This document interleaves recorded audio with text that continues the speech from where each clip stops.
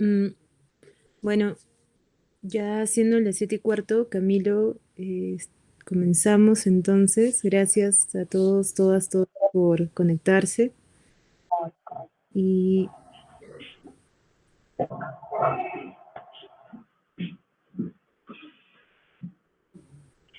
a ver, Aló, aló, ¿qué tal? ¿Me escuchan bien? aunque hay un poco de eco.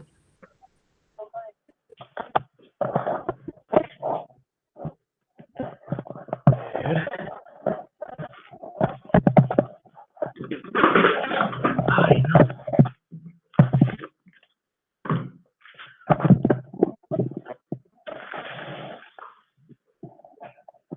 A ver, ¿ahora mejor? No, aún persiste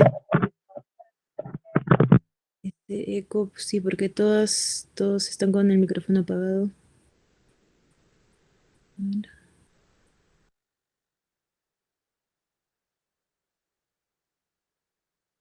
Hola, hola. ¿Me Ya, escuchan?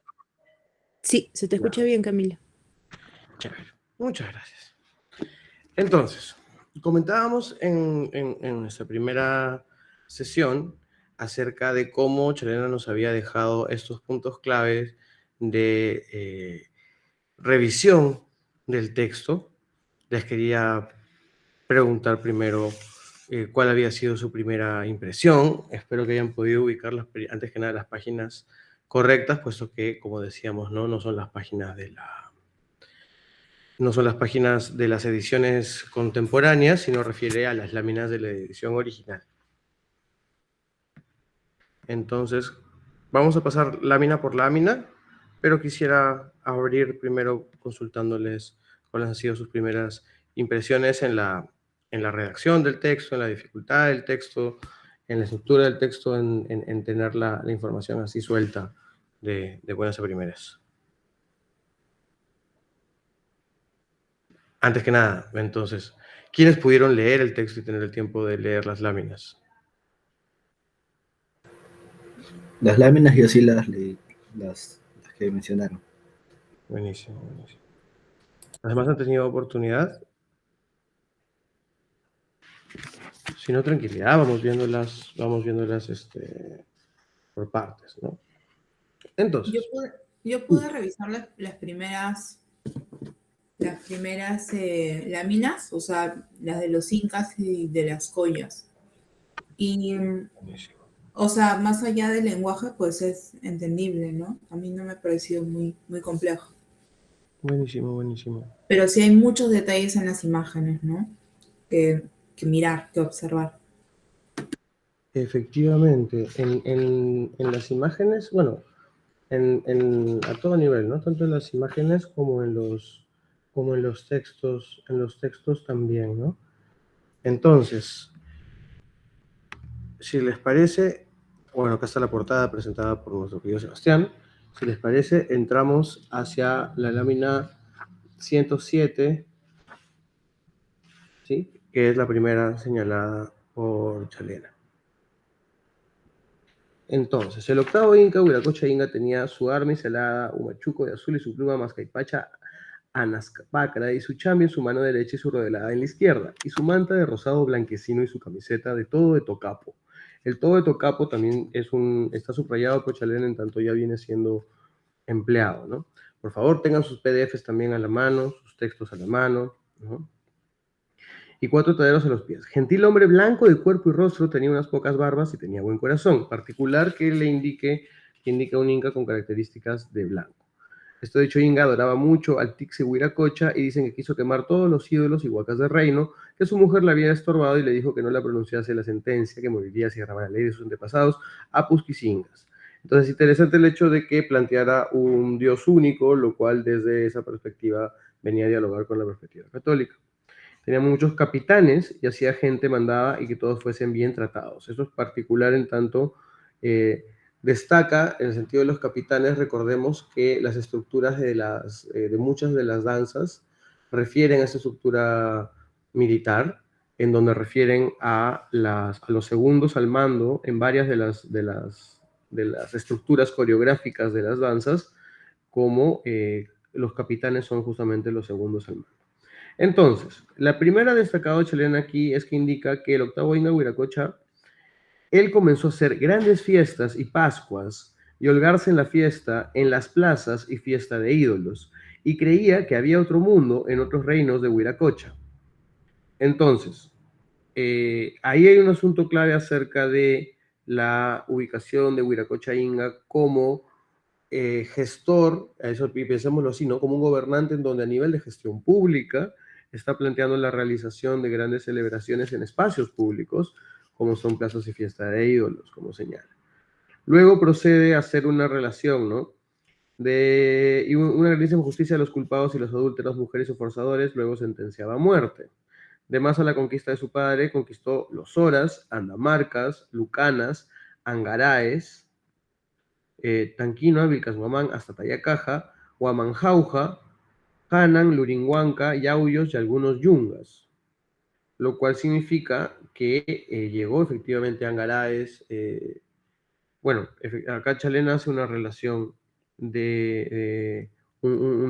destaca y subraya estos territorios que incluyen, pues, la sierra, que en su caso incluyen la Sierra de Lima, ¿no? Fue casado con Mamayunto Cayancoya y murió en el Cusco a la edad de 124 años, lo cual podrían ser años relativos, ¿no? En relación a qué quieren decir, y eso es la interpretación de Franklin Peace, de que podía ser muy mayor, ¿no?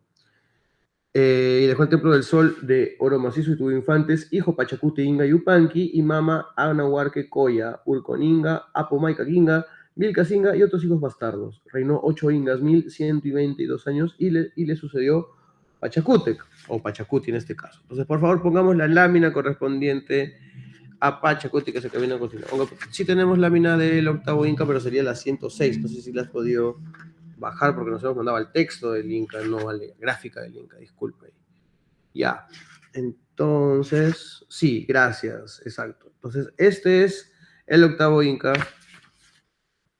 Huiracocha Inca, que identificamos como gestor público, ¿ya? Entonces vemos que, si no sé si puedes hacer un zoom a la bandera que tiene ahí, al escudo que tiene ahí, puesto que, o sea, una de las construcciones contemporáneas vendría a ser la bandera del Tahuantinsuyo, pero identificamos, tal como pueden ver aquí en el escudo que sostiene, a medida que avanzamos las representaciones de los incas, esos escudos se van modificando en función a cómo se ha ido conquistando el terreno. Entonces, no sé si para facilitar la lectura pudiéramos entrar a los textos. O sea, cuando veamos la lámina, no sé si prefieren ver la lámina y tienen a la mano el texto en impreso, o si prefirieran que Sebastián nos proyecte el texto en lugar del manuscrito para seguir la lectura. Ahí estamos. Sí. Recordemos que estamos viendo la versión pública del original, que se encuentra en la Biblioteca Real de Dinamarca.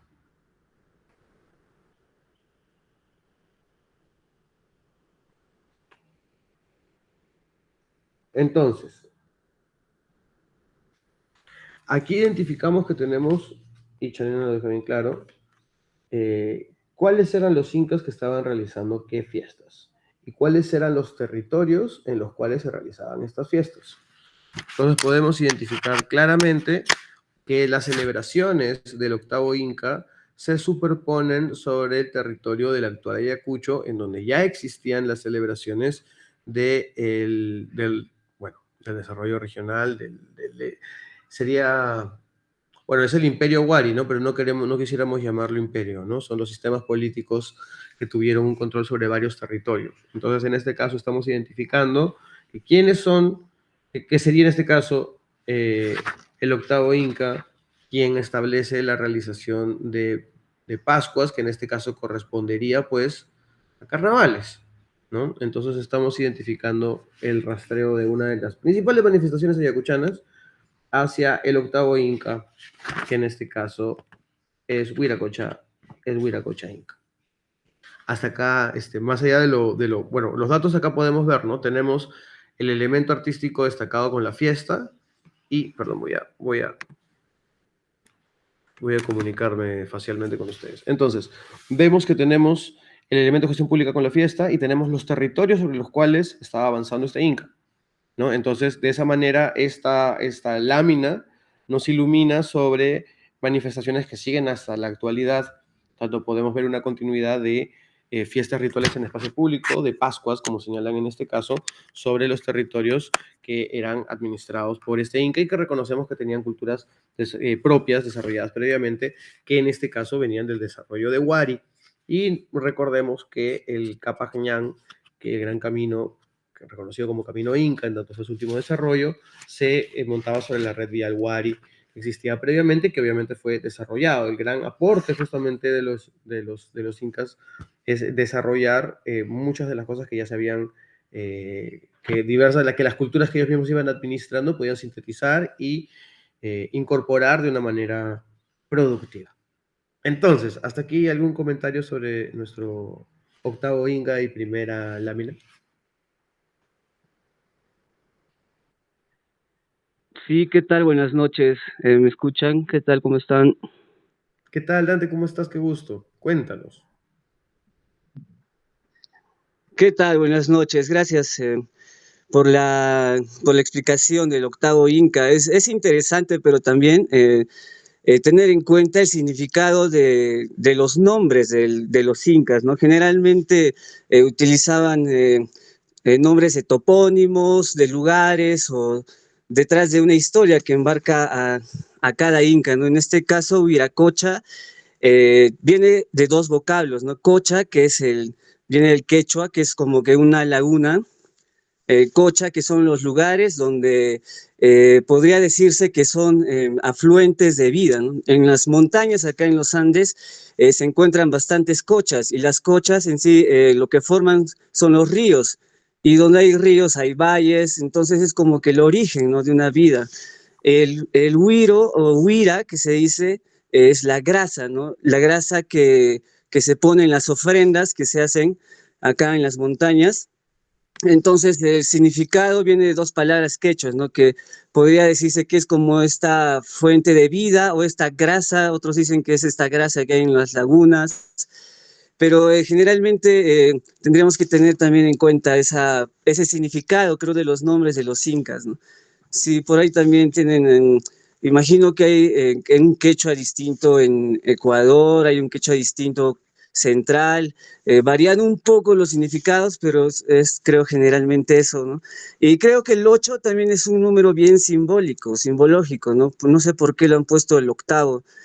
Siempre se nota de que hay una cierta simbología numeral, ¿no? El 8 es el número infinito, es la suma de 4 mundos más otros 4 mundos, ¿no? En la escala de la chacana generalmente igual utilizan el número 4 y también y sus múltiplos. Ese número también sería muy importante, ¿no? Simbólico, simbológico, que tal vez, de hecho que lo han puesto ya de una forma tal vez con intereses ya de españoles, ¿no?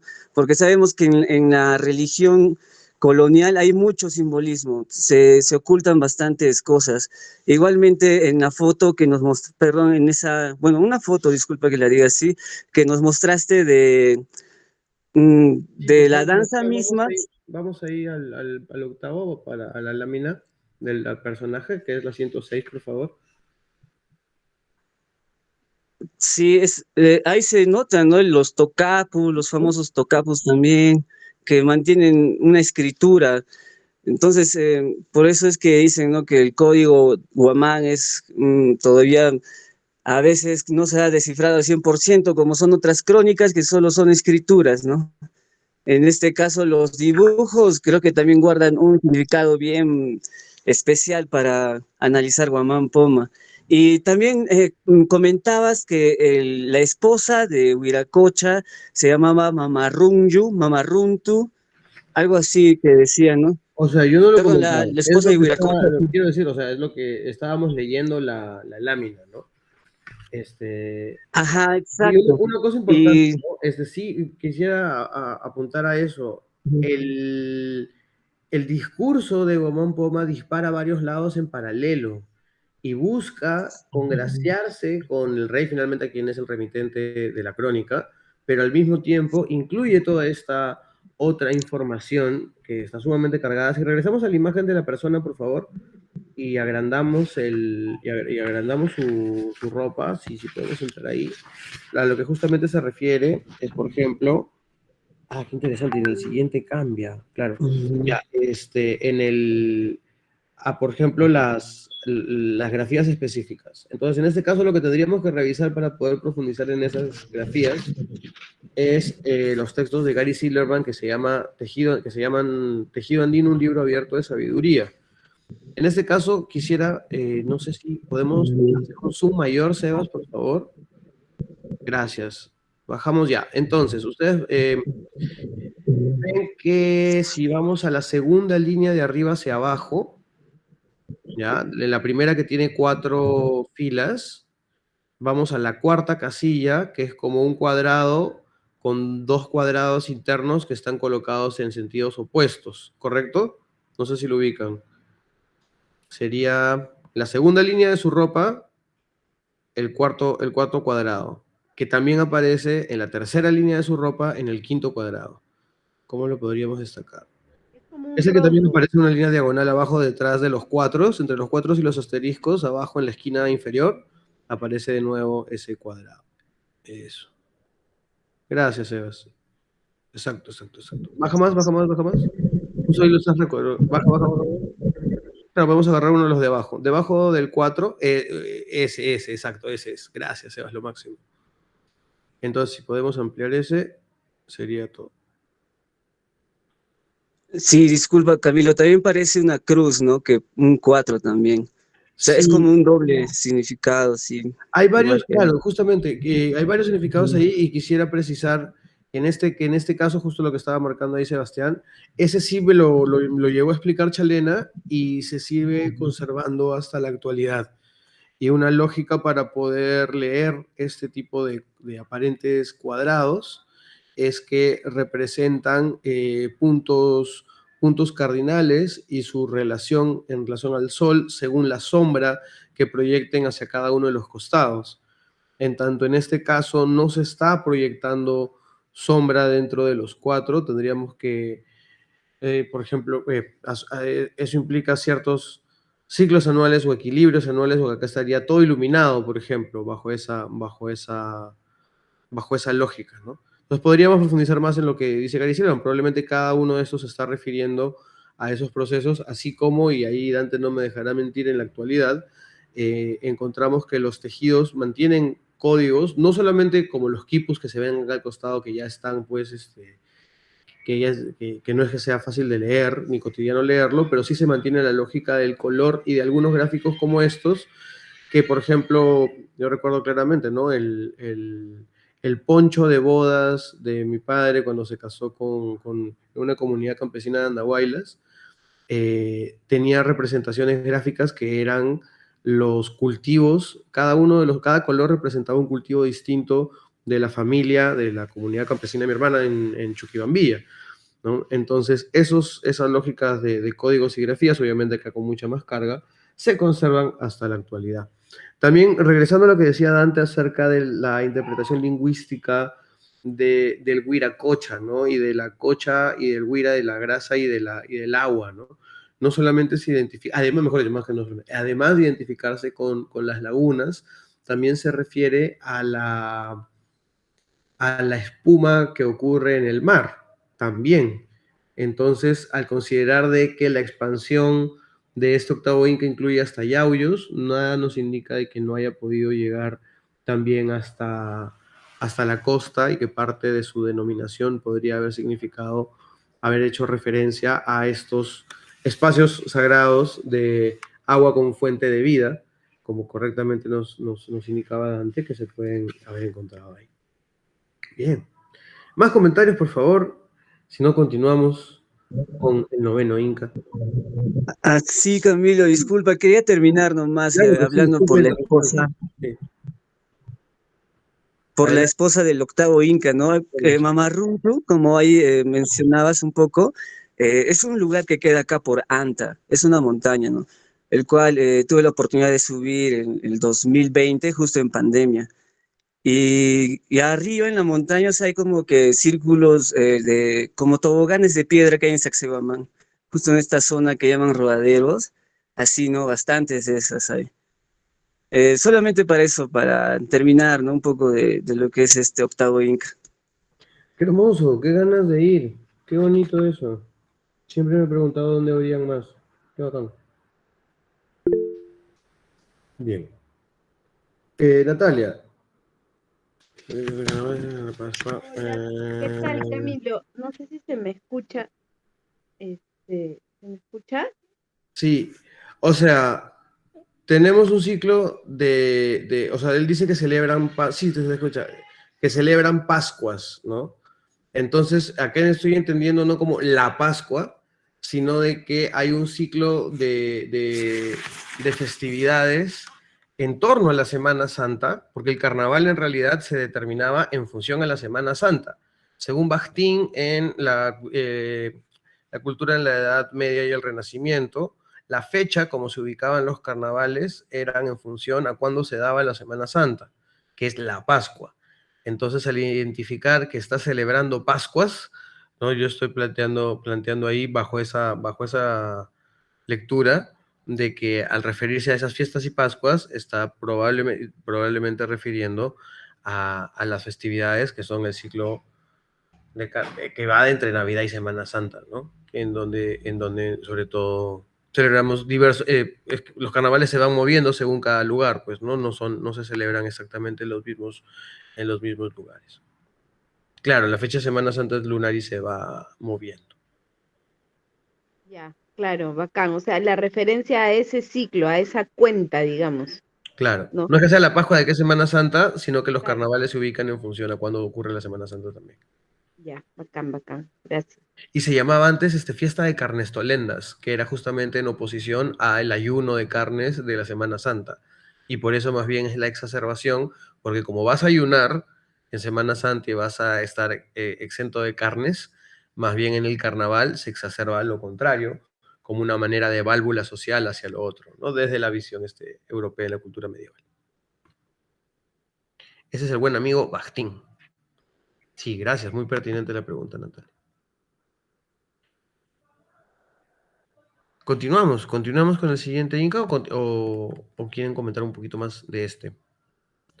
Porque si no vamos a tener, pucha, un muy buen rato. Sigamos. Vamos con el noveno en la gráfica, por favor, que corresponde a... Sí, el noveno Inca, que en este caso es interesante, ¿no? Pachacute Inca Yupanqui, que en este caso no aparece mostrando el escudo, sino que su escudo aparece en oposición y él aparece con la guaraca en posición de batalla y se le retrata joven, a diferencia de otros incas en ese caso. Entiendo que Pachacuti, si no me equivoco, es unificador de la tierra, ¿no? Entonces, el noveno Inca, Pachacuti, Inca Yupanqui, tenía sus armas. Mire, y es que tendrían una correlación, ¿no? El otro era Huiracocha, en tanto llega a los espacios de Cocha y el unificador es considerado, pues, el Pachacuti, ¿no? Tenía sus armas y su yauto de rosado y su mascaipacha y su pluma. Tiraba a su enemigo con una honda, con su piedra de oro, con la mano derecha y con la izquierda con su rodela se guardaba. Su manta verde y su camiseta del cuello hacia los pies, dos vetas de tocapo a los lados de color anaranjado llano. Fue gentil hombre alto, de cuerpo redondo y de rostro alocado, tronado, unos ojos de león, toda su hacienda no era suya. Gran comedor y bebía mucho, amigo de la guerra y siempre salía con victoria. El que hizo comenzar templos de dioses, ídolos huacas, edificó casas de vírgenes, agiaconas, así de mujeres como de los hombres, y fundó pontífices, uyayuisa, condehuisa, hechiceros, laicaconas, sacerdotes y confesores. Y acá viene subrayado Echalena. Estamos en el noveno Inca, esta es la lámina O sea, es el texto 109, y perdona a mí, Sebastián, porque eso sí no te lo pedí separado, es la gráfica 108. ¿Qué prefieren ver? Claro, la gráfica. Ahí estamos. Este es el amigo del cual estamos hablando. El subrayado de Chalena nos indica que compuso fiestas y meses y pascuas y danzas. A diferencia del otro que organiza, ¿no? Del Inca anterior que genera, digamos, la posición de gestión pública de las fiestas, en ese caso, el noveno Inca Pachacutic Inca Yupanqui, además de guerrero, compone, ¿no? Entendemos que compone contenidos en esos casos, y también hay un asunto de control de cuál es el contenido que se difunde en estos contextos, puesto que lo que indica a continuación es: mandó a matar a los hechiceros falsos y a los dichos salteadores y a las dichas adúlteras y castigaba de pecados públicos muy mucho. E hizo mucha hacienda de templos ídolos. En su tiempo, este dicho Inca, había mucha mortanza de indios y hambre y sed y pestilencias y castigo de Dios, que no llovió 7 años, otros dicen que 10 años, y había tempestades, lo más del tiempo era todo llorar y enterrar difuntos. Así que este dicho Inca se llamó Pachacuti-Inca, grandísimos castigos de Dios en este reino y en el mundo, el cual por el pecado idólatra del Inca castigó Dios, como fue el castigo del ángel Luisfer, y se hizo Lucifer y de todos sus secuaces castigo del primer hombre con las aguas del diluvio, como la ciudad de Sodoma tragó en 5 pedazos de la tierra con las 5 ciudades que había con llamas del cielo, y el de David por su adulterio, y el de Saúl por su desobediencia, y el de Eli por su negligencia de castigar a sus hijos, el de Ananías y Zafira por su avaricia, y el de Nabucodonosor por su soberbia, como el castigo de las penas del purgatorio y del infierno, que es mayor castigo que nunca se acaba de ahí. Este reino castigaba a Dios muy mucho, aún yerba no se halló. Entonces, bueno, vamos a terminar, ¿ya? Y en todo ese mundo fue castigado en ese tiempo, y Jerusalén a los 7 años de hambre, y se comían sus hijos, y se lo abrían la barriga de los pobres, y de que se sustentaban para saber lo que comían, y se sustentaban con una hierba llamada chucán y pinau. Es decir, en este momento de expansión militar, obviamente, cuando Toledo se hizo llamar Pachacútec, no leyó a Guamán Poma sobre qué decía de Pachacútec. Que si bien, en este caso, la versión, como podemos ver, la expansión bélica, no implicaba pues una bonanza en su contexto, y en el discurso procatólico de Guamán Poma lo identifica con máximos pecados dignos de la destrucción de la tierra. Entonces, este dicho Inca conquistó, además de la conquista de su padre, la provincia de Chile, Chaglia, Chinchaycocha, Tarma, Yaucha y parte de los llanos indios yungas, y fue casado con mamá Anahuarque y murió en el Cusco de edad de 88 años, y fue rico y tuvo infantes: hijo Mama Ocllo, pequeño detalle, Topa Inca Yupanque, Cusi Guananchire Inga, Mango Inga, Topa Maro Inga, o sea, Tupac Amaru, el primero, Maitac Inga, y tuvo otros hijos e hijas bastardas, Auquicona Ñustaconas. Reinó 9 Ingas, 1210 años. Entonces, sí, bueno, mi comentario va hacia ese sentido, ¿no? Hacia el unificador, pero en un sentido bélico, y que veamos cómo hay un control de o sea, se organiza y se componen las celebraciones, pero también hay un control de los contenidos y de los falsos hechiceros y falsos contenidos, ¿no? En este caso. También no hemos de olvidar que muchas de las celebraciones, lo que ahora consideramos danzantes, eran más bien, podían ser vistos desde la perspectiva de sacerdotes también, ¿no? Cual pertinente que precisemos. Entonces, comentarios, cuéntenme, ¿qué opinan aquí de nuestro querido Pachacútec? No es lo que solemos escuchar hablar de Pachacútec, ¿no?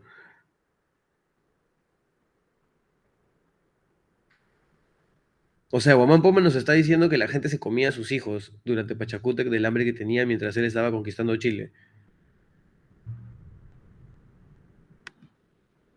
Como que es otra lectura de la historia, ¿no? Sí, ¿qué tal, Camilo? Sí quería referirme tal vez a la descripción, sí, a la descripción que hace Guamán Poma a Pachacútec, ¿no? Ahí sí se nota bastante, creo, su entorno así ya europeizado que tenía también Guamán Poma, ¿no? Porque en la descripción lo dice con una comparación que hace a los ojos de Pachacútec, ¿no? Dice que tenía los ojos de un león. Nosotros acá en la sierra, pues no tenemos leones, ¿no? Sino hay pumas. Entonces, una distinta ya visión a los que, ya más europeizada, a lo que se, ya los adjetivos que usan, ¿no? Tal vez al describir algún personaje y todo. Solo eso. Gracias. Sí, y de hecho también en esa descripción él está tratando de aducir de que este líder militar tenía pues o sea, está usando un símil animal y está diciendo literalmente que era alocado, ¿no? Era alocado, le gustaba la guerra, hacía fiestas y tenía a la gente con hambre, ¿no? Es una lectura muy, muy, muy distinta de la que solíamos leer de Pachacuti. Interesante perspectiva, pero sí, sumamente desde la visión andina-hispanista de Huamampo. Gracias. Seguimos. ¿Algún comentario más sobre Pachacútec? Si no, continuamos con la siguiente lámina recomendada por Chalena, que ya sería saltar a la 121. Que refiere, que en este caso Chalena está destacando a la primera colla, que lo voy a leer, Sebas, discúlpame nuevamente, la primera colla se encuentra en la lámina 120, el texto está en la 121, entonces podemos ir a, claro, eso, gracias. Entonces aquí tenemos a nuestra... Ah, gracias, David. Sí, es correcto. Hay una lógica de apus dibujados detrás de Pachacútec. Tienes razón, no lo habíamos, a ver, claro, hay algunos apus que deben ser apus específicos, que es parte del código que también que se estaba señalando, ¿no? Efectivamente, deben ser apus específicos, no son apus casuales, ¿no? Sí, ¿qué tal? Buenas noches con todos y todas. No sé si me escuchan. Sí, David, adelante. Sí, el apu que está entre sus piernas, bueno, es muy similar al apu onjosca que está en Lucanas, Ayacucho, en el sur. Es un apu bien puntiagudo. Bueno, habría que analizar, no sé, hay alguna referencia por ahí, ¿no? Pero bueno, y ese apu, el onjosca, es el apu de los changas, ¿no? Entonces, por ahí, no sé. Bueno, es una especulación, ¿no? Pero o sea, es interesante que estén los apus ahí, ¿no? Claro, no creo que sea casual que sea ese APU y justamente la orientación, o sea, probablemente la orientación militar, si se ha dirigido hasta Chile, también buena parte de su ejército puede haber estado compuesta por los ayllus de ese APU, ¿no? Entonces, tiene todo el sentido. Muy pertinente la acotación. Entonces, identificamos también de que la gráfica de su ropa es totalmente distinta a la gráfica del octavo, ¿no? Totalmente, o sea, no tiene toda la ropa de vestimenta, sino que conserva algunas de las mismas gráficas, ¿no? En otra estética, y sin embargo, lo que está sobrecargado son las líneas, ¿no? Tiene mucho más territorios, tiene muchas más líneas en el escudo, ¿no? Y hacia el otro lado, normalmente cuando se representa hacia el otro lado, el escudo estaría representando los territorios conquistados también, ¿no? Y nuevamente la guaraca, la onda, ¿no? En señal de combate. Más comentarios sobre el noveno Inca. Continuamos, si no, y pasamos a la primera colla.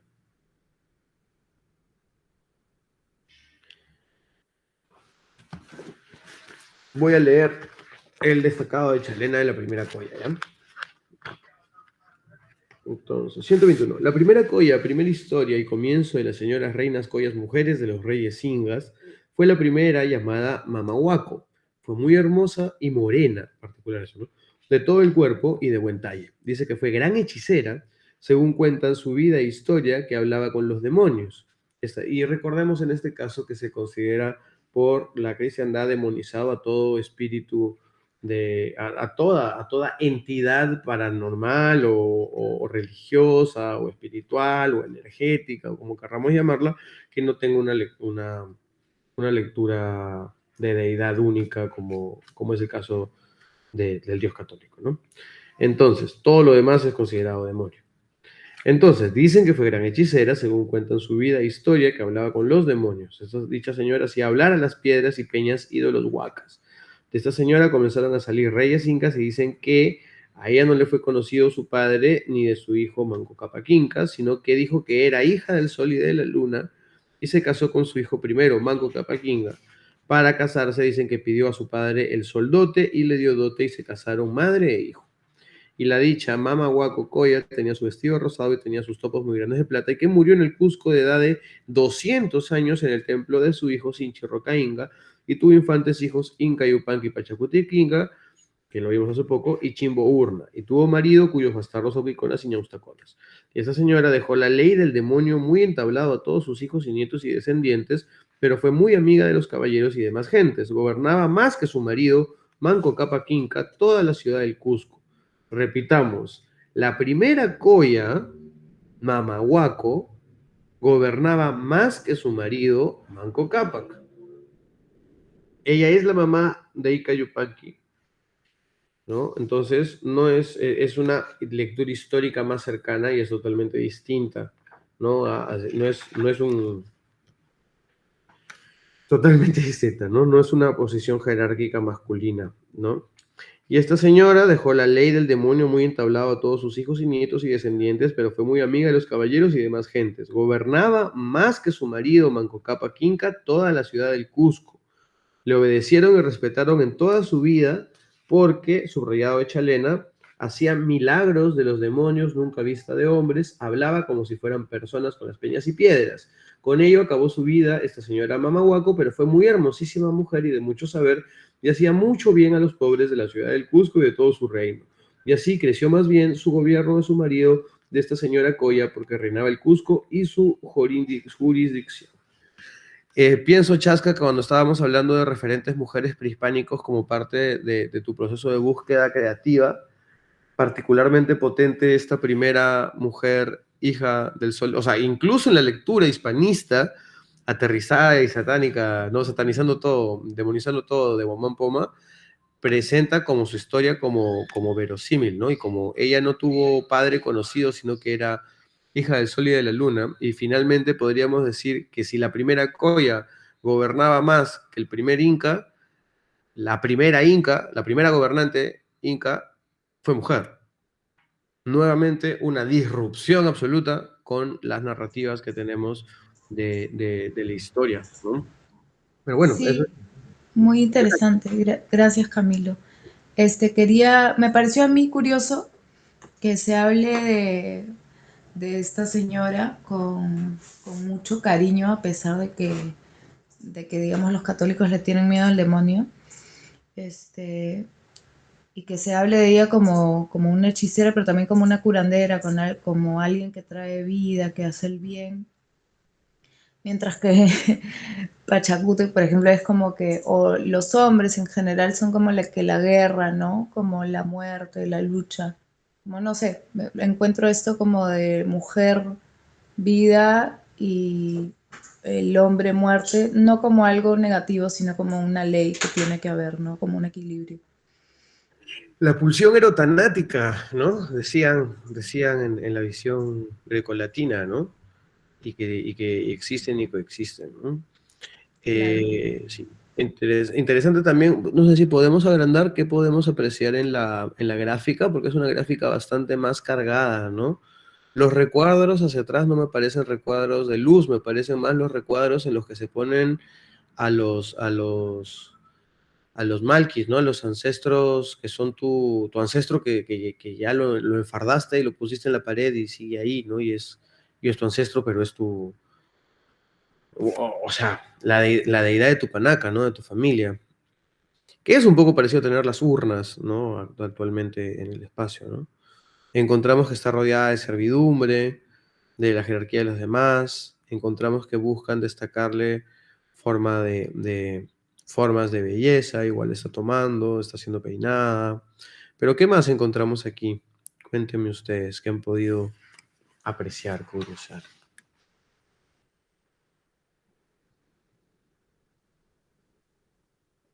Sí, perdón. Hay muchas referencias de que eh, las personas que dirigían la espiritualidad, no sé cómo llamarle, andina, usualmente eran personas alcanzadas por un rayo o que por ahí tenían alguna malformación física, incluyendo las personas con joroba. Y ahí se aprecia una señora abajo, a los pies. Muy buen detalle, sí, tienes toda la razón. Esa referencia la encontré en el libro de Joseph Sterman, si no me equivoco. Filosofía andina, menciona eso. Sí, es verdad esa visión también de lo que ahora consideramos discapacidad.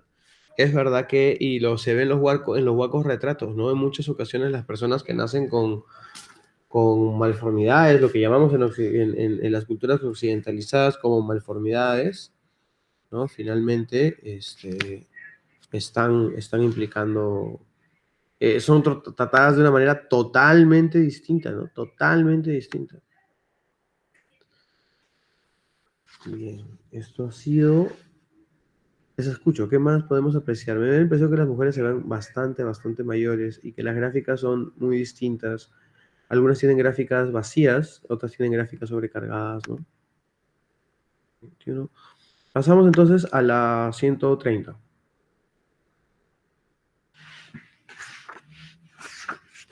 Por favor, siempre siéntanse libres de comentar, de interrumpir, de lo que necesiten precisar. Para eso estamos aquí. No, ya viene, claro. La 130, si no me equivoco, es una gráfica. Y esa gráfica de la sexta koya corresponde al texto de 131 en adelante. La sexta koya, Kusi Chimbo, Mama Mika y Koya, fue muy hermosa y blanca y del cuerpo fue muy damada y bizarra mujer. Tenía su yigya de Paraguay suyo y su axo de Cusco, chumbe de la veta de mayor abajo blanco y su chumbe de verde, alegre de cara y regocijada y amiga, ya viene el subrayado de Chalena, y amiga de cantar y música y tocar tambor, hacer fiesta y banquetes y tener ramilletes en las manos. Gran señora y gobernadora, hacía mercedes y fue casada con Inca Roca, que también merece la pena que detallemos a Inca Roca un poco, ya lo veremos. Y por esa señora fue respetado grandemente su marido por los señores grandes de este reino desde su jurisdicción y tuvo infantes, hijos Ipahuaco, Mama Machicoya, Yaguarhuacaquinca, Apocamaquinga, Maitaquinga y tuvo otros bastardos hijos, aunque con las mustaconas, el dicho su marido, Inca Roca, o sea, no ella, su marido. Y se murió de edad de 120 años y dejó mucha riqueza. Repartió en 3 partes en el testamento, lo primero para el sol, lo segundo para la luna, lo tercero para sus hijos, que así lo había hecho y así cuentan los dichos viejos que lo supieron, e hizo muy grandes vestidos y ropa de cumbe y de huasca y riquezas y de huasca, y riquezas y vajillas de oro y plata y de todo lo demás, riquezas y ropa que tenía. Muy interesante el grado de expansión en este caso con la sexta koya, que se identifica como instrumentista y se sabe, en este caso es la primera referencia que vemos a la mujer con tambor, pero sabemos que existen en diversas culturas tradicionales la asignación de ciertos instrumentos musicales a ciertos roles de género. En algunos casos el tambor está prohibido para las mujeres, como ocurría en algunas culturas africanas, pues incluso podía llevar a fomentar una pérdida, ¿no? Por los golpes en el vientre. Y en este caso tenía una técnica totalmente distinta de relación entre el cuerpo y el tambor.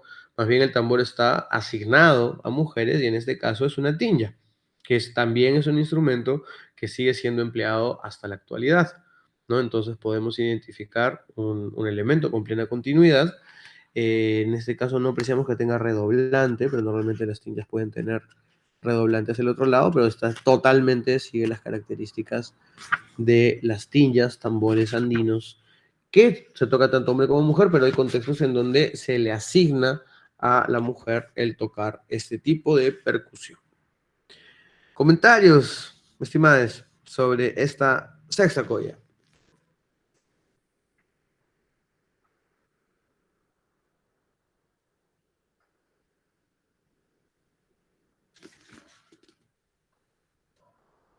Domi, ¿algún comentario sobre las koyas?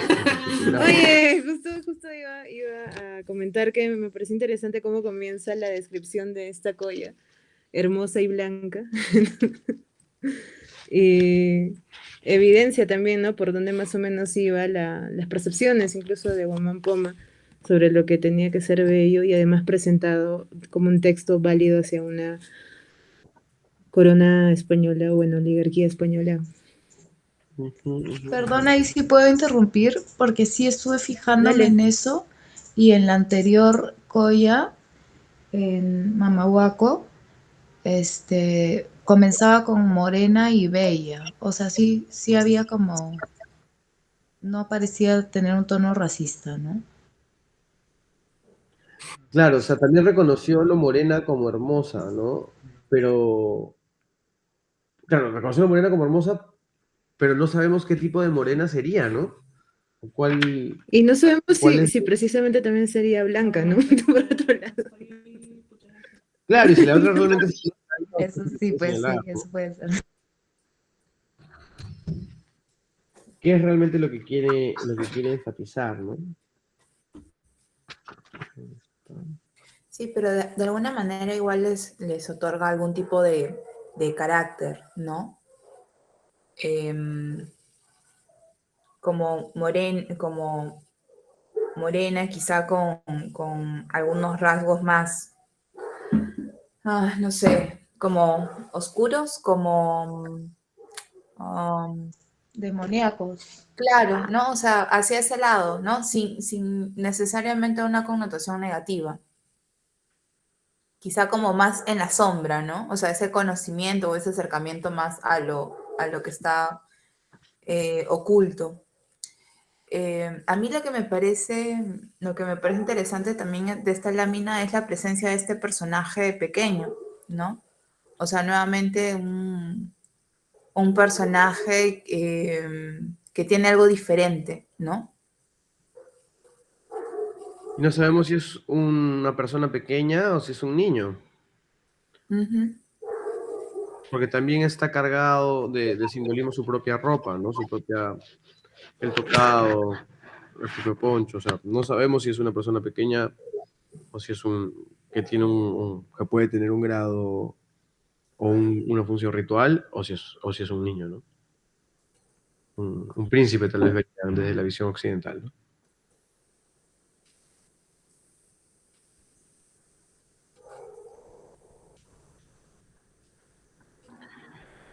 Bien, más comentarios sobre esta colla, seguimos con la oncena colla, entonces, en la lámina 141.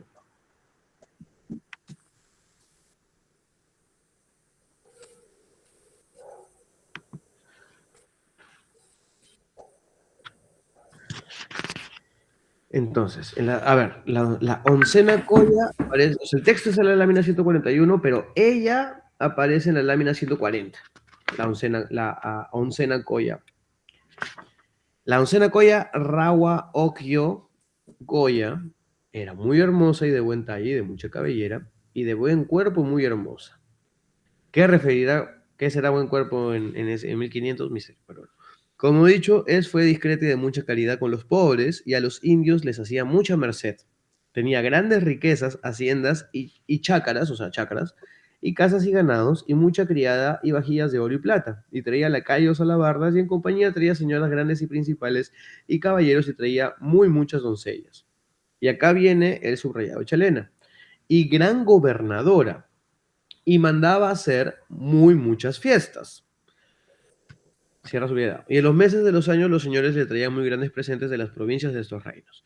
Y tenía dicha señora su yigya de azul y lo del medio de anaranjado. Esa yigya azul también, la yigya azul la encuentra en la colla o sea, ahí Chalena ya entra a ver las características de la ropa, porque la colla de Paucartambo de los Capas Colla, la Imilla, en algunos casos ha tenido yigya azul, ¿no?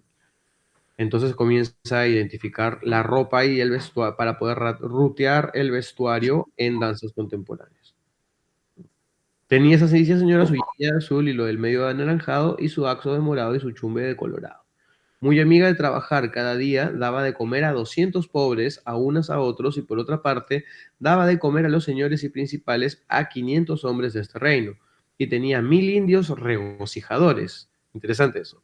1000 indios regocijadores. Unos danzaban, otros bailaban, otros cantaban, con tambores y músicas, flautas y pingollos, ¿no?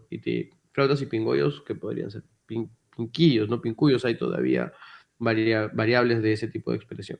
Y tenía cantoras, jarawi en su casa y fuera de ella. Nuevamente la mención específica al jarawi, que se reconoce como antecesor del yarabí, que es este canto de mujeres que se ha seguido practicando, que tiene recopilaciones y que incluso Chalen y Regueras llegan a recopilar y a seguir cantando. Entonces, cantoras jarawi en su casa y fuera de ella para oír las dichas músicas, y hacían jarawi en Huacapunco y en el Pingoyo, o sea, es decir, las flautas, en Pincoyonapata, en Cantoc y en Huirocpata, Singaurco, y tuvo infantes, hijo Tupacus, Igualpa, Huascaringa y Chuquillanto, y tuvo muchos hijos bastardos, Atahualpainga, Mancoinga, Yescasinga, Inga, Pauyotopa, y otros murió con las viruelas y sarampión. Dice que tuvo su marido 500 hijos e hijas. Y se murió esta señora en Tumi, casi junto con su marido, de edad de 90 años. Se acabó esta señora. ¿Qué tal personaje, no? Y en este caso encontramos nuevamente una referencia a gran gobernadora, ¿no? Chalén identifica la correlación con las danzas. Encontramos la referencia a flautas y a quenas que se siguen empleando en la actualidad, y podemos identificar que hay una estructura en cómo Guamán Poma nos está presentando cada uno de los incas, y que realmente lo está diciendo realmente como una crónica de gestión pública. Hace una caracterización de la persona y hace una caracterización de la gestión de recursos, ¿no? Entonces, en este caso destaca efectivamente la gestión para dar de comer. Y el dar de comer a mucha gente es parte también de la estructura de nuestras fiestas patronales y de la estructura de cómo funcionan los cargos de las fiestas, en donde parte de lo que tienes que hacer es dar de comer a mucha gente, y dentro de esa mucha gente se encuentran una gran cantidad de personas dedicadas específicamente a cantar, bailar, tocar. Y en ese caso encontramos de que había, según lo que está narrando aquí, más de 1000 personas, o en este caso, según lo que dice Franklin Pease, no es que sean necesariamente 1000 contados, ¿no? Ni que sean 90 años contados, sino que son aproximaciones para poder hacer referencia a cantidades, y lo que quiere expresar en este caso es que hay un volumen, ¿no? de personas asignadas a este servicio estético artístico por parte de esta gobernante en particular, ¿no? David, te fuiste hace un instante, pero quería plantear de que la referencia a esta colla también hace referencia a una práctica dentro del Sistema Nacional de Fiestas del Perú y nuestras fiestas patronales, que es dar de comer a mucha gente, ¿no? Y una cosa interesante también es que se indica de que ella daba de comer tanto a señores acaudalados como a los pobres, ¿no? Que también es una cosa que se da en las fiestas patronales, y que comemos lo mismo, ¿no? Porque igual te van a servir tu merienda por cortamina, al margen de qué jerarquía tengas, te van a servir más o menos igual. A menos que te puedan dar un cariñito por ahí adicional, pero en principio te van a servir igual de bien. Comentarios. Sí, hola, Sí, quería hacer Camilo. un comentario. Sí, vamos con Alberto y luego con Dante, si me permiten. Sí, algo Perfecto, chico perfecto. nomás. O sea, yo hasta ahorita lo que se está avanzando, y ya más adelante lo vamos a complementar, me parece un poco curioso cómo Guamán, o sea, de todas maneras, menciona las características de las collas y de los incas, es como que de lo que más resalta, ¿no? Entonces, en algunas collas simplemente le hace una pequeña descripción, y por ejemplo en esta colla que así como tú has mencionado, entonces maneja una gestión pública, ¿no? De alimentar, de que es exactamente lo que se mantiene hasta ahora, ¿no? Por ejemplo, en la Semana Santa de Ayacucho, en plena fiesta, vienen muchos carros con comida, y entonces a repartir a todo el mundo, por un lado a la música, que combina pues el baile, la danza con la música, que en los textos que has recomendado mencionan que son los taquis, ¿no? Que prácticamente es la combinación de todo, la música con la danza, con la celebración que se está dando en el momento, ¿no? Sí, nada más eso. Sí, efectivamente, ¿no? Efectivamente, es el taqui lo que finalmente estamos buscando, ¿no? Aquí si vamos a la 134, que también estaba en una referencia ahí, disculpen ahí el salto en la búsqueda de los papelitos de Chalena, hace referencia a la séptima colla, y en este caso voy a ver el subrayado únicamente, donde, bueno, en ese caso, bueno, no lo vamos a decirlo completo, pero ponerlo en perspectiva, ¿no? En cómo describe a las distintas personas. La séptima colla, Ipahuaco, Mama Machicoya, tenía su yegua de azul claro y la del medio oscuro, y su axo de verde y su chumbe de colorado. Fea, de narices largas y el rostro largo, y el del talle flaca y seca larga. La primera que la describe como fea. Fue amiga de criar pajaritos, papagayos y guacamayos, ahí está retratada con los pajaritos, y micos y monos, y otros pájaros, ahí están, ¿no? El mono abajo, y otros pájaros que cantan y palomitas del campo, y fue gran limosnera que acudía a los pobres, volvía mucho por los hombres y quería mal a las mujeres, y fue casada con Yaguar Huacaquinga y tuvo infantes Mamayanto, Cayancoya, y tuvo otras dos hijas Huiza que se murieron. Huiracochainga, Apo Maitaguinga, Ilzaguinga, y tuvo otros hijos bastardos, Ahuiconas y Unustaconas, hijos de su marido, Yaguar Huacaquinga. Murió en el Cusco esa señora de edad de 84 años, y dejó toda su hacienda en dos partes, uno para ella, y mandó que de ello les den de comer a cada año, y la otra mitad dejó para su madre, y así se acabó esta dicha señora su vida. Y tenía la ley de su madre, y tenía tarjado toda la riqueza, se lo dejó a sus hijos y criados cuando se murió, y dejó al sol en su testamento por heredero de todos sus bienes. Entonces, la referencia de Chalena sobre pajaritos, papagayos, guacamayos, micos y monos es porque encontramos en diversas danzas de los Andes referencia a estos elementos de la selva, y que ella en su búsqueda de la lectura de los taquis y de la articulación con la Amazonía identifica esas rutas hacia la Amazonía, hacia la selva. De igual manera como ahora puedo encontrar en la cultura Ichma la señora del sauce que teje literalmente con hilos de plumas de loros y que se encuentra con cantos donde se reflejan cántaros, con loros también, ¿no? Tejidos de plumas y cántaros, ¿no? Y cántaros retratados. Entonces, en este caso lo que encontramos es que Chalena está buscando los elementos que lo vincule con la danza de Capac Chuncho, específicamente, así como las anteriores se está vinculando con la danza de Capac Coya. Voy a hacer una referencia a la 135, que no estoy seguro si la mencionamos acá, pero es una referencia breve, en donde se indica que la octava colla fue de muy triste corazón y bizarra mujer de cuerpo muy humilde, de tan humilde que no se metía en fiestas, ni taquíes y danzas. Eso dice, pero eso, bueno, eso es un subrayadito en la misma página, pero bueno.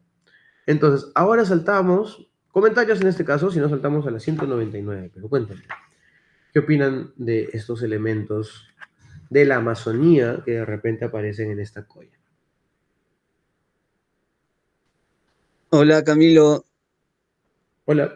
Ah, perdón, Dante, tú tenías que comentar algo y te salté, discúlpame. Sí. Sí, es que está también interesante la explicación, ¿no? En verdad sobre esta imagen no la había tenido tanta así perseverancia para verlo, pero sí, ¿no? Tiene aves, abajo tiene también un ser un poco extraño y un ave también grande, ¿no? Y muy bonito también esa forma así de dibujar justamente de este dibujo. Me encanta ese dibujo que ha hecho Guamán. Y es así importante, ¿no? Tener así este tipo de material en cuenta y analizarlo poco a poco. Es genial, genial, felicitaciones. Quería hablar de la anterior imagen. Me llamaba la atención mucho la forma de sus cabezas. Me hacía recordar mucho a este estilo de cabezas largas que utilizaban todavía las culturas pre-incas, ¿no? Para un poco también dar algo distinto a las personas que tenían un orden jerárquico.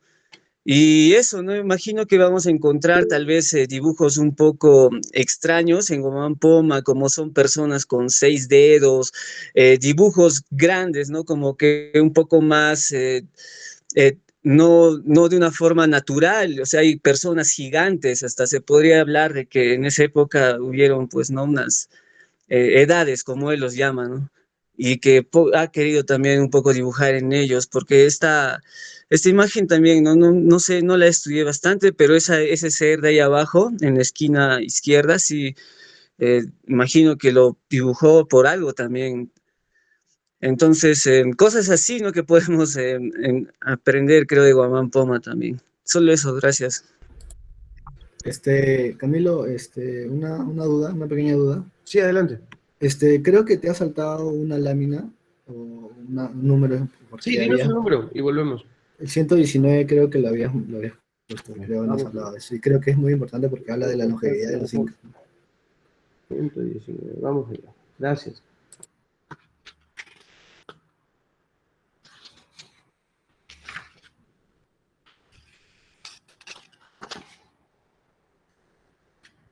¿119? No la tengo marcada por Chalena, la 119. Y acá en el texto con Domi es... A ver, ¿ah?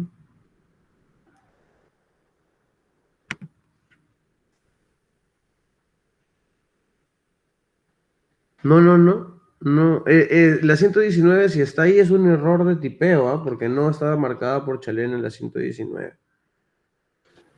Bueno, pero Eh, ahí, bueno, ahí Está en la haciendo lista, un pero resumen, acá te la veo un por Chalena, no la está marcada. sí, bueno, lo leí, pero como un resumen es como que habla un poco de la longevidad de los incas, ¿no? Cómo ellos llegaban hasta tan largas edades y que era básicamente por su dieta que ellos mantenían, ¿no? Correcto, y es probablemente muy cierto y sigue teniendo continuidad, ¿no? Ya, entonces, la 107 se ha repetido, ya la hemos visto. Buenas noches, quería hacer un comentario. Sí, adelante, Dani. Sí, justo esta descripción también que da de la mamá, bueno, de esta colla, esta séptima colla, que habla, ¿no? De la nariz larga, el rostro largo, flaca, como un poco triste, también me ha hecho recordar mucho, además, ella viniendo de la Amazonía, ¿no? Esta parte de la Amazonía, me hace recordar mucho la máscara de la danza de Pocartambo, los Papachunchu, que también tienen el rostro así un poco triste, caído, los párpados, la boca hacia abajo, ¿no? Como que están, bueno, están tristes ellos por la mamacha Carmen, supuestamente, pero esa descripción se me echó muy similar, además de dónde proviene, ¿no? No sé Incluso si... algunas veces esas máscaras se representan con lágrima. Entonces, tal vez Ujú, están ujú, refiriendo a una colla. Tal vez se están refiriendo a esta colla. ujú. No es en abstracto, sino que refieren a esta gobernante, ¿no? Perdón, acabo de darme cuenta de algo. He Sí. tenido un error. El 119 no es un error de tipeo, sino que me confundí entre la página de la edición y la lámina. Por favor, si fueras tan amable, Sebastián, de mostrarnos la lámina 155, porque en este caso es muy interesante la referencia a este sexto capitán, puesto de que él es hijo de una de las collas, de la sexta colla que estábamos viendo también, que era muy interesante. Y este sexto capitán fue el hijo de el llamado Inca Otorongo.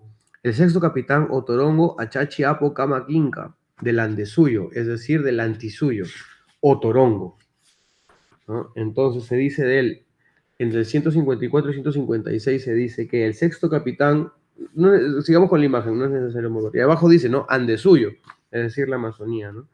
El sexto capitán Otorongo Achachi, por otro nombre le llamaron Apocamaquinca, fue hijo de Inca Roca.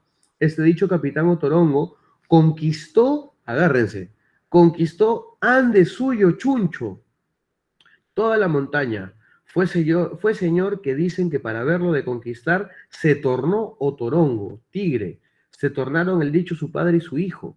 Ese dicho su hijo, quien dicen que murió en los Andes y que dicen que tiene hijo en los Andes, que parió en los Andes, en ese caso quiere decir los Andes, la montaña del Antisuyo, o sea, los Andes, la selva, que parió una india chuncho. Y así por ello los incas se llamaron Otorongo, Achachi, Amaro Inca, y tiene en sus armas pintado, ¿no? Esos dichos incas trajeron coca y lo comieron. Y así se enseñaron los demás indios en este reino, porque en la sierra no se planta coca ni la hay, sino que se trae de la montaña, y así no lo dejan el vicio y mala costumbre sin provecho, porque quien lo toma lo tiene solo en la boca, ni traga ni lo come. Es como tabaquero, aunque no lo ha de menester el cuerpo, lo toma. Es decir, Recién en el sexto Inca, con su hijo, porque esta es una cuestión también a entender, los capitanes eran los que hacían la expansión militar durante el gobierno de sus padres. Entonces, el capitán de Inca Roca era el que tenía la avanzada militar y avanzaban juntos, ¿no? Entonces, los hijos, futuros incas tal vez, también eran en su momento capitanes, ¿no? Y en este caso estamos encontrando un chuncho enfrentando a un dios otorongo.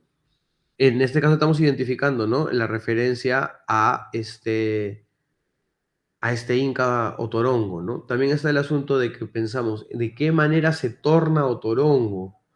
O sea, estamos hablando de de una alegoría porque obviamente no es que haya mutado, ¿no? No.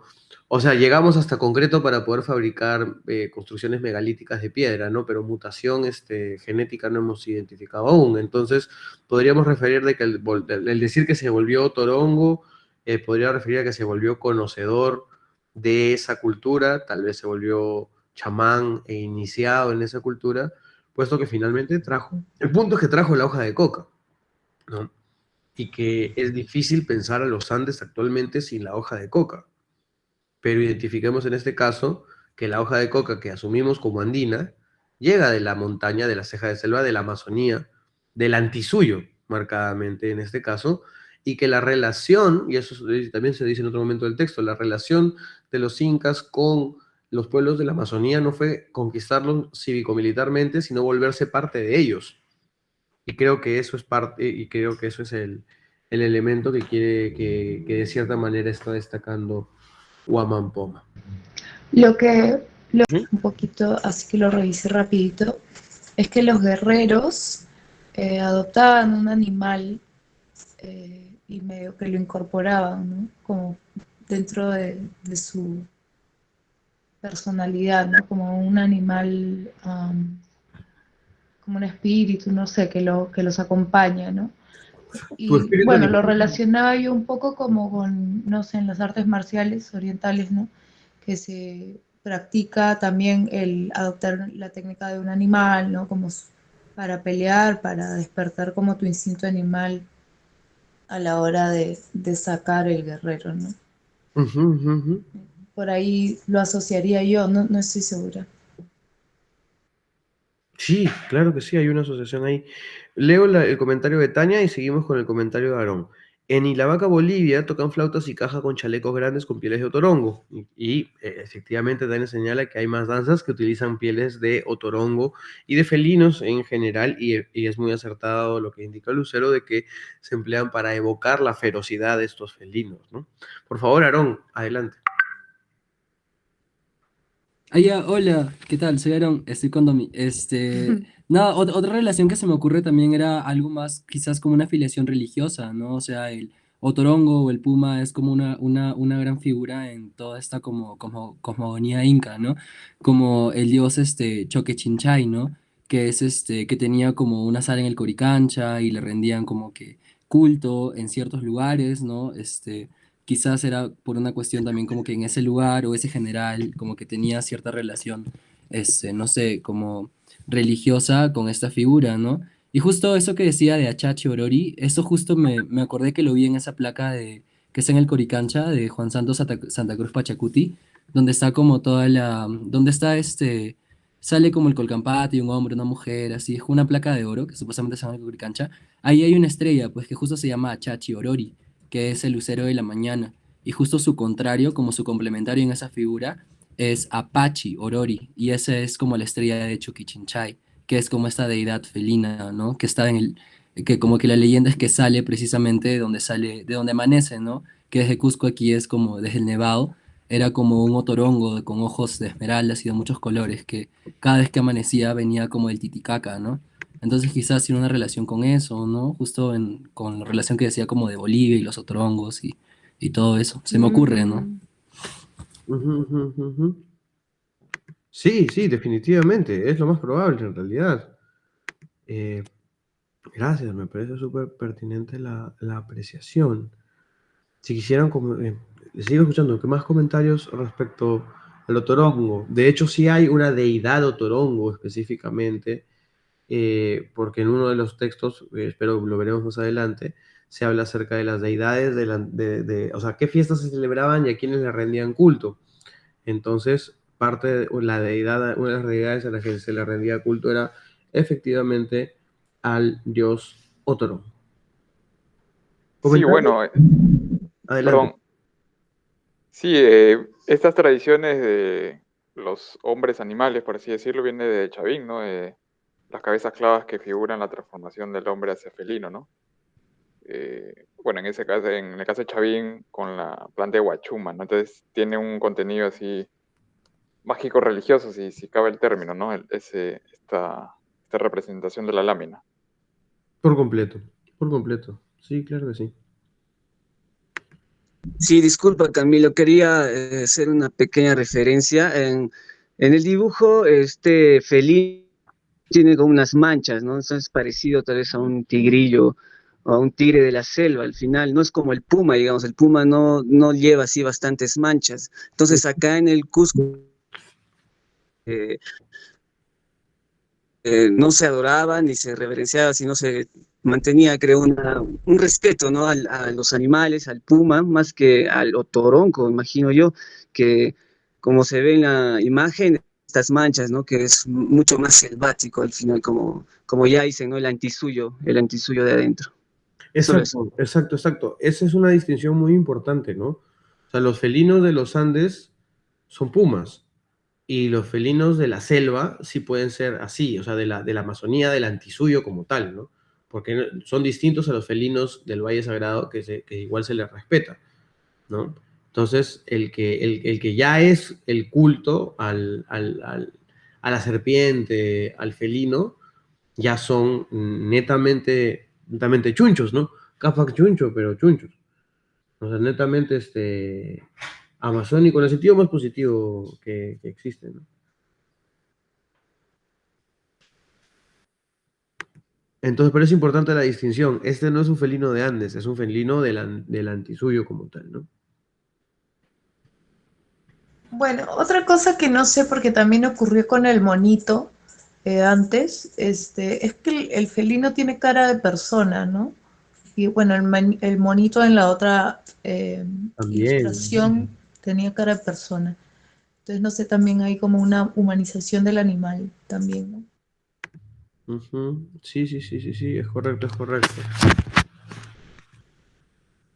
Sí, de todas maneras lo hay, ¿no? Y también es una forma de conciencia del animal como entidad, ¿no? Y en ese sentido el respeto y la conciencia del animal como otro ser vivo, ¿no?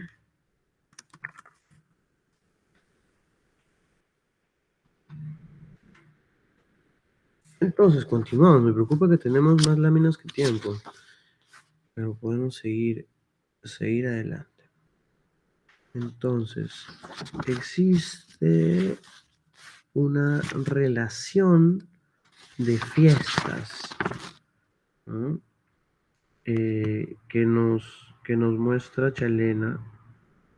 Ya, empieza. A ver, está viendo varios. Bueno, que Chalena destaca Guamán Puma. La siguiente lámina destacada, que en este caso son varias visitas, pero donde ella básicamente está identificando la referencia a las comadres y compadres que ocurren en varias festividades. A ver, déjame ver la siguiente que está más sustanciosa.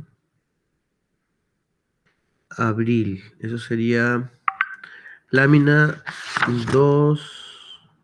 Bueno, acá lo que ocurre es que comienza a referir mes por mes qué es lo que ocurre en cada uno de los casos, ¿no? Entonces, del 234 en adelante, en cada uno de los meses, Chalena va identificando. Pero aquí me preocupa que nos queda solamente media hora. Permítame un ratito, quiero profundizar en unos en particular.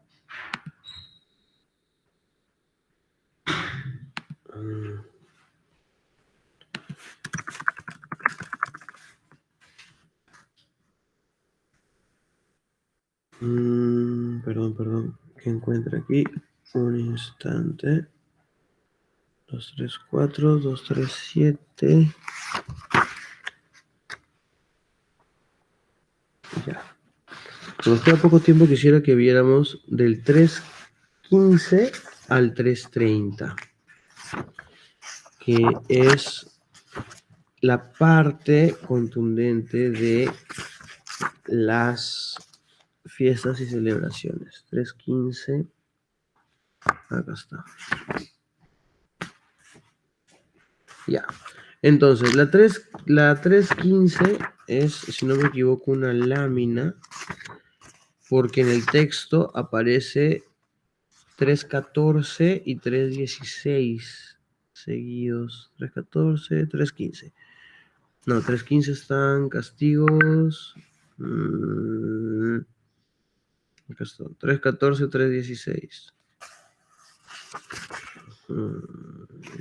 Acá está, 315. Capítulo primero de las fiestas pascuas y danzas de los taquíes de los incas. Entonces podemos emplear como ejemplo de esto la lámina 318, por favor, mi querido Sebastián. Ay, qué bonito están esas letras. Pero por favor, pon la 318 para que vayamos a una de las gráficas. Entonces.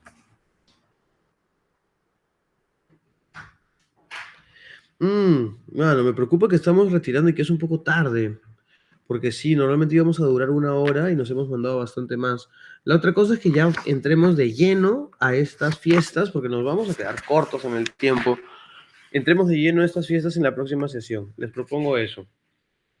Y que leamos juntos, que lean ustedes también del 315 en adelante, este bloque que hemos dicho, del 315 a 330, para leerlo ahí en detalle. ¿Les parece? Que lo lean, lo revisen ustedes y volvemos ya a la próxima sesión desde ahí, porque nos voló el tiempo. Ya nos volamos la... Sí, estaría bien. Sí, está Sí, bien. estaría bien para profundizar más también, ¿no? ya, chévere, chévere. Entonces nos vemos el próximo lunes. Revísenla y vamos a ver de lleno las fiestas. ¿Les parece? Por lo pronto hemos visto la genealogía de los incas ahorita, ¿no? Que son estos puntos, en qué incas hemos encontrado, en qué incas, en qué collas, en qué capitanes, hemos encontrado elementos destacados, vemos aspectos de la gestión pública y que tiene tanto, ¿no? Polos, como veíamos, polos bélicos, polos tal vez más sociales, y también la práctica en general de establecer estos rituales, estas fiestas en ciclos solares específicos, en ese caso en torno a las Pascuas hablábamos, ¿no? Y quedémonos un poco con eso, con la lógica de la expansión militar, de las festividades en espacio público, de la relación con las expansiones. Se habló ahí del Apu de los chancas, lo cual me parece muy destacado, así como tenemos por otro lado la figura del otorongo y del antisuyo, ¿no? La relación con Huiracocha, y que no es casual que se llegue a Yauyos.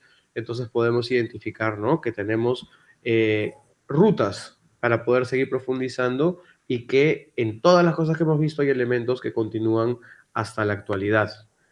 Entonces, nada, gusto. Muchas gracias también por sus apreciaciones. Dante, Alberto, Ahí voy Tania. a poner la cámara. Vaya. Vamos a tomar una fotito, abran sus cámaras para tomarnos una fotito de registro. Y muchísimas gracias a Sebastián, a Domi, al equipo del cine que ha estado aquí. Muy interesante también la acotación, ¿no? Hay personas en Ayacucho que sí llegan a vivir 100 años todavía, así que no nos extrañemos al respecto. En todas partes. En todas partes. Todas partes. Domi, ¿has hecho una capturita? A ver, creo que sí, todos estamos acá con... Sí, ¿no? Somos 9. Genial. 1, 2, 3. Sí. Una más. Fotitos. Bien, y recuerden esto, ¿no? Siempre se habla de los incas y nunca se habla de las collas. Y hemos encontrado que la primera colla es indicada como Guamampoma, con todos sus prejuicios y sus cosas, como por... Dilo. Ya, si no quiere, no quiere, pues ya lo dirá más adelante porque las collas van a volver. Bueno, nada, muchísimas gracias por la sesión de hoy día. Sí, tiene que volver. Gracias por el registro, Sebas, y por las láminas, y continuamos. Gracias a Chao. todos, Buenas todas, nos noches. vemos. Hasta luego. Buenas noches. Gracias.